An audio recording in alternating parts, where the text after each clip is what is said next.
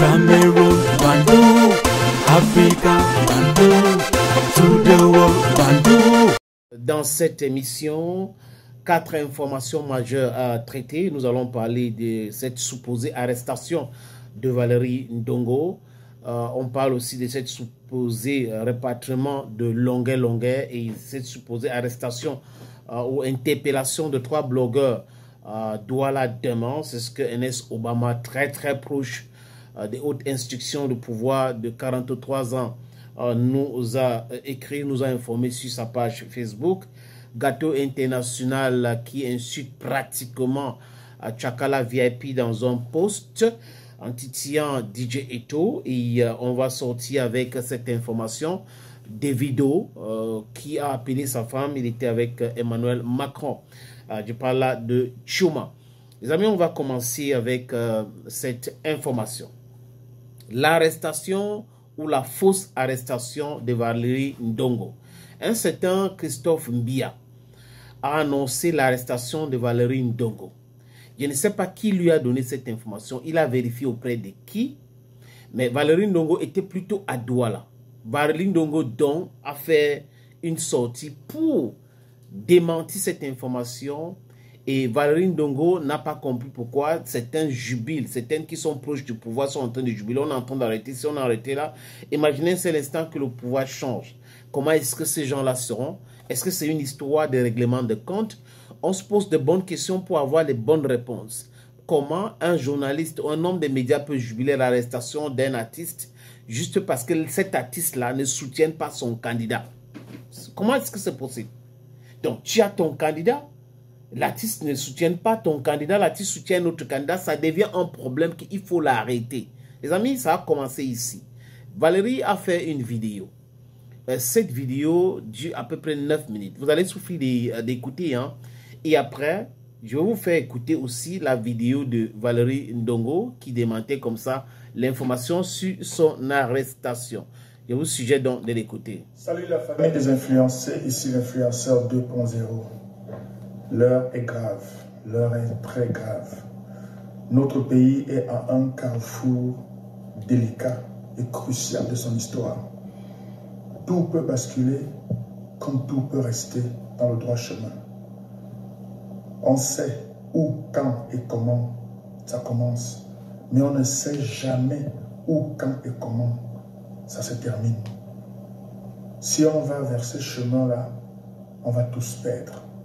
On va tous perdre énormément. Plusieurs vont mourir. Peut-être nous, peut-être moi, peut-être toi. Plusieurs vont mourir. Il y aura des blessures inguérissables qui vont s'ouvrir. Il y aura des plaies profondes qui vont s'ouvrir. Et le pays aura beaucoup de mal à se remettre de cela.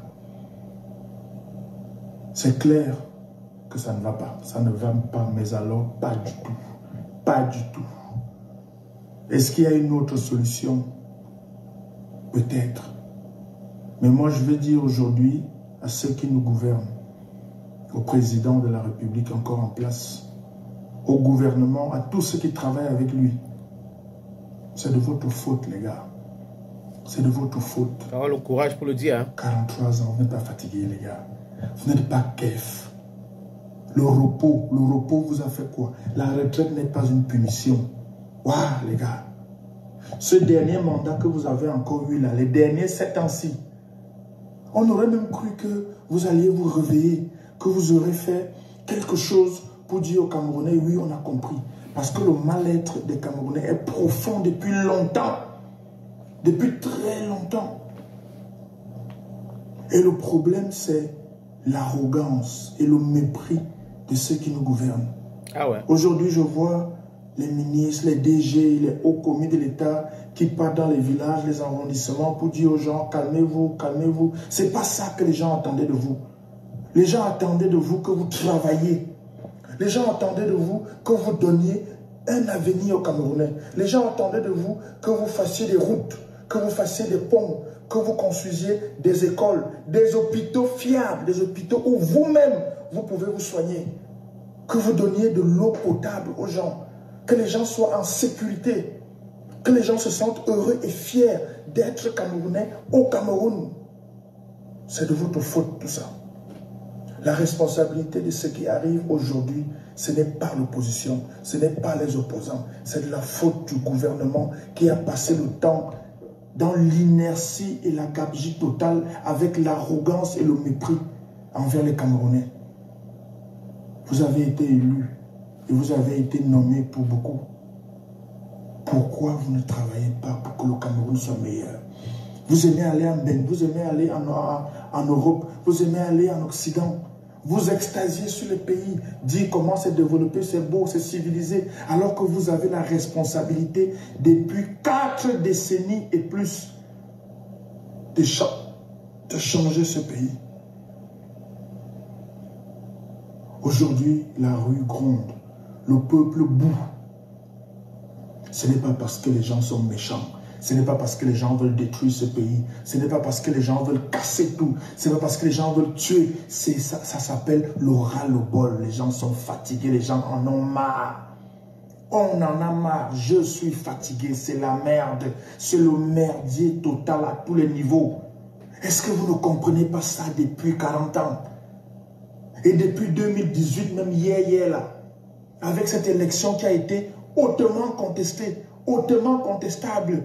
Vous avez eu le temps pendant ces 7 dernières années de changer la donne. Mais ce n'est pas ça votre souci. Ce n'est pas ça votre souci, les gars. Aujourd'hui, les gars sont en mode saté. Les gars sont en mode saté parce que beaucoup n'ont pas d'espoir. Beaucoup n'ont plus de confiance en vous. Monsieur le Président sortant, la confiance a disparu depuis longtemps. Même quand vous changez de gouvernement, quand ça vous arrive, quand vous faites des réaménagements ou des aménagements ou des réajustements de gouvernement, ça ne sert à rien. Ça ne sert à rien du tout parce que la tête pensante, celui qui doit diriger le pays, celui qui doit s'assurer que le pays fonctionne, que les ordres qu'il a donnés sont respectés et suivis. Est-ce qu'il fait ça? Jamais. Monsieur le Président, est-ce que vous nous gérez? Est-ce que vous nous gérez, Monsieur le Président? Même pour votre propre campagne, depuis 2018, vous faites seulement une ville et vous rentrez. Même pour votre propre campagne, Monsieur le Président, vous ne prenez même pas la peine. Est-ce que vous nous gérez, Monsieur le Président? Est-ce que vous avez notre temps? Vous donnez des ordres. Vous nous dites que vous donnez des ordres. Vous donnez des instructions. Vous avez mis en place des projets. Est-ce que vous surveillez ces projets? Est-ce que vous vous assurez que les projets que vous avez lancés sont menés à terme et bien menés? La plupart de vos projets n'ont pas donné, sinon tous ou presque. Ils n'ont pas donné, Monsieur le Président. Ça ne donne pas. Aujourd'hui, le peuple gronde, la rue gronde. La seule chose que vous allez faire, c'est nous envoyer l'armée. Nous envoyer les gens en tenue pour tirer sur les gens. Est-ce que c'est une solution, Monsieur le Président? Depuis toujours, c'est la même solution que vous avez. Envoyer l'armée, envoyer l'armée, envoyer l'armée. Est-ce qu'il n'y a pas une autre solution, Monsieur le Président? C'est vous qui avez les clés pour désamorcer ce qui est en train de se préparer là. C'est vous qui avez le pouvoir pour désamorcer ce qui est en train de se préparer là, Monsieur le Président. Je ne veux pas aller dans la rue. Je ne veux pas que les gens aillent dans la rue. Je ne veux pas que les gens cassent. Je ne veux pas que ce pays brûle. Monsieur le Président, c'est vous qui pouvez arrêter ça. Faites ce qu'il faut pour arrêter ce qui est en train de se préparer là. Personne d'autre n'a le pouvoir d'arrêter ce qui est en train de se préparer là. Et à vos gouverneurs, vos ministres, vos DG, ceux qui nous gouvernent. Aujourd'hui, vous venez dans tous les villages, tous les quartiers, parler aux gens, parler aux gens. Est-ce que vous avez souvent le temps de ces gens-là? Quand la période électorale passe, est-ce que vous avez le temps de ces gens-là? Est-ce que vous gérez ces gens? Quelqu'un a dit récemment, un ministre n'est pas comptable devant le peuple, mais devant son patron. Mais aujourd'hui, on voit les ministres venir parler au peuple directement. Vous venez nous parler maintenant pourquoi? Vous venez nous parler maintenant pourquoi? Alors que l'un de vos collègues a estimé et a dit que vous n'êtes pas comptable devant le peuple, mais devant votre patron. Messieurs les ministres, allez parler à votre patron. Allez dire à votre patron ce que les gens vous ont dit dans ces villages-là. Si vous les avez même écoutés, parce qu'on vous connaît et on se connaît. Est-ce que vous écoutez les gens? Vous venez dans ces réunions avec le sous-préfet, le préfet, parfois le gouverneur, pour intimider les gens. Vous croyez vraiment que l'heure est encore aux intimidations? Vous voyez, vous voyez la rage que les gars ont là dehors?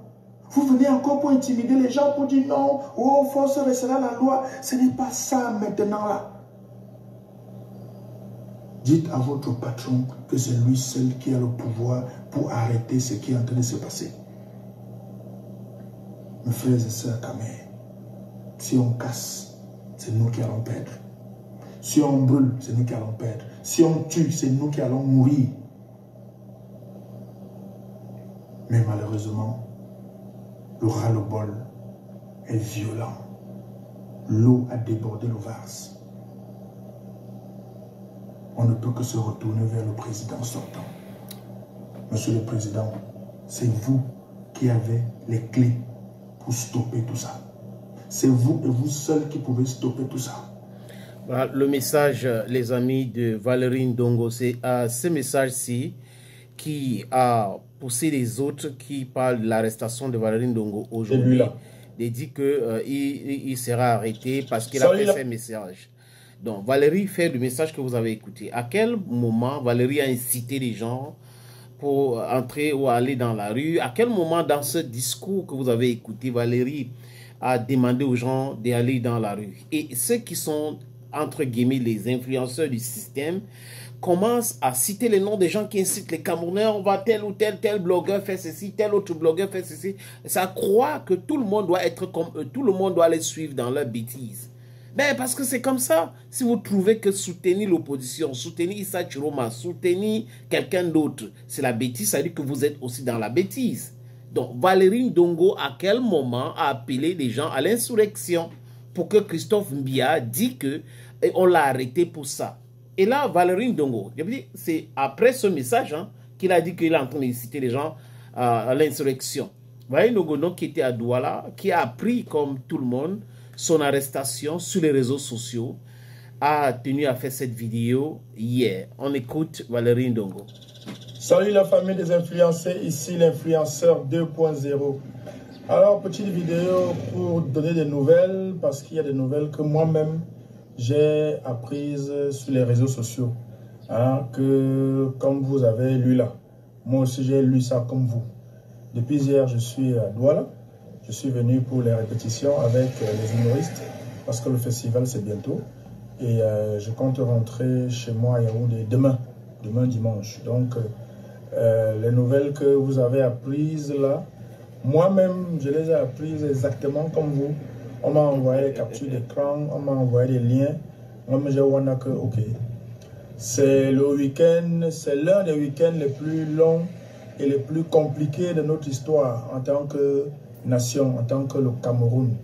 Et il y a des camps, il y a deux camps. Il y a le camp des va-t-en-guerre, de ceux qui disent qu'il faut casser, il faut brûler, il faut casser, il faut brûler. Et puis la plupart d'entre eux ne sont même pas ici au pays avec nous. Et ils croient que si ça brûle, les flammes là ne vont pas les atteindre. Je vous rappelle que si ça brûle, nous tous, on va brûler dedans. On sera tous dans le ndem. Personne ne va gagner.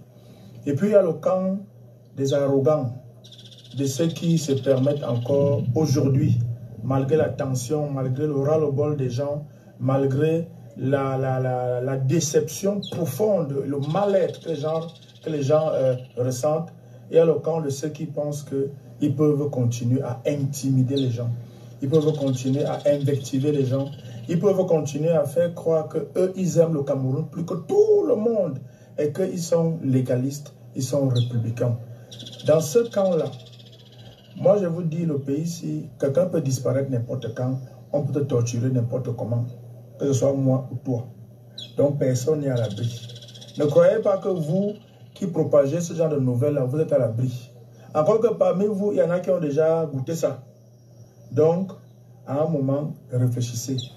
On n'apaise pas les tensions en propageant ce genre de nouvelles.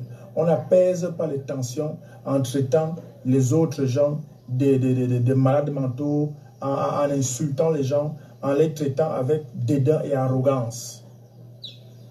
Lundi, on espère que ça va se passer et que surtout lundi va passer et qu'on va continuer.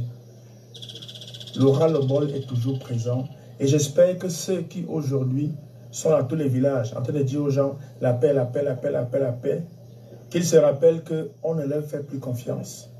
Ce qu'ils disent là, c'est pour eux.